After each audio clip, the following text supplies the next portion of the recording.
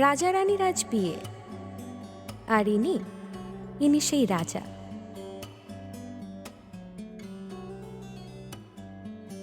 মা বলেছেন আজ থেকে এই রাজা এবং রাজ্য এটাই তোর আপন ঠিকানা। তাদেরকে খুশি রাখা তোর দায়িত্ব। নিজের সব কিছু বিসর্জন দিয়ে হলেও তাদের খেয়াল রাখবি। এগুলা কি আনলা বৌমা? এগুলা তো আমরা খাই না। সবার সব দিক খেয়াল রাখতে রাখতে নিজের স্বপ্নগুলো হাতছাড়া হতে বসেছে। কিন্তু এই বিসর্জন নামক শব্দটা আমাকে এক পা করে পিছু টেনে ধরছে। বারবার মানা করেছিলাম, আমার তারপর আমার কথা শুনিনি। কথা শুনতে ইচ্ছে করে না? তুমি যেমনটা ভাবছো আবার? তেমনটা। আর যদি এরকম কোনোদিন দেখেছি, এত সব কোথা থেকে আসে? হ্যাঁ,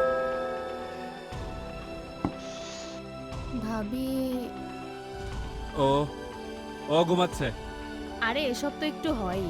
মেয়েদেরকে অনেক কিছুই মেনে নিতে হয়। স্বামীর বাড়িই আসল বাড়ি। এমন কি কোনো রাজ্য হতে পারে না যেখানে থাকবে না কোনো রাজা, থাকবে না কোনো রাজার প্রভাব, যেখানে রানী পাবে তার আসল মর্যাদা? এমন কেন হয় মা? সব ত্যাগগুলো মেয়েদেরই কেন করতে হয়? জন্মের পর আমার বাড়ি একটা, বিয়ের পর আমার বাড়ি আরেকটা। আমাকে তাদের মতোই চলতে হবে, যা হবে মেনে নিতে হবে। আচ্ছা মা, আমার আসল ঠিকানা কোনটা?